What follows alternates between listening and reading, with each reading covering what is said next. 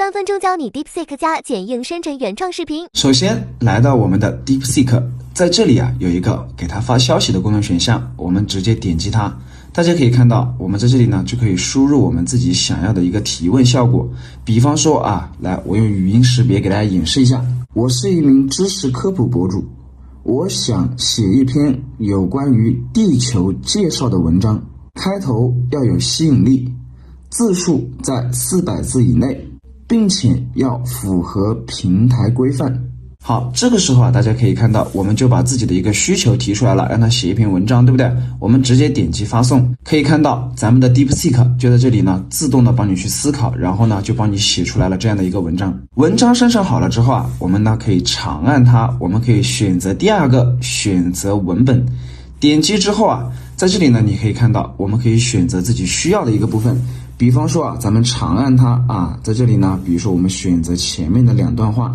好，直接点击咱们的一个复制的功能选项。接下来呢，我们就来到我们的一个剪辑软件当中，在这里会有一个 AI 图文成片的功能选项。来，我们直接点击 AI 图文成片，这里选择第一个图文成片，点击它，选择这里的自由编辑文案，点击它之后把我们刚才复制的文案呢给它粘贴到这里来，你直接点击一下它，你看是不是已经粘贴好了？好，我们点击右上角的一个应用的功能选项，这里呢有一个智能匹配素材，点击智能匹配素材，可以看到视频呢就在生成当中了。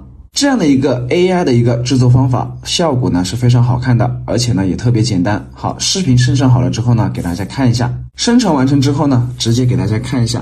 仰望星空，你是否曾好奇过我们脚下的这颗蓝色星球？在浩瀚无垠的宇宙中，大家可以看到我们这样的一个视频效果还是非常不错的，对不对？如果说你觉得像咱们这样的一个图片你不喜欢呢，你可以去选中它，在下面呢会有一个替换的功能选项，你点击替换，这里呢会有其他的一些备选的一些素材供你们大家去选择图片的素材、视频的素材都有你们可以去选，包括像咱们的一个视频素材。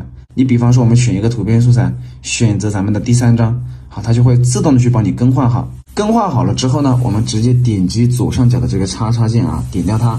好，我们接下来还可以去调整什么？还可以去调整我们的音色。来，比方说你这个音色不好听，对不对？我们可以选择下面的音色按钮在这里呢选择我们的一个小姐姐，或者是说解说小帅给你们听一下。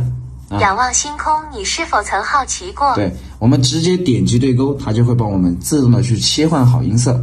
同时我们可以点击右上角的导入剪辑，你直接点击导入剪辑。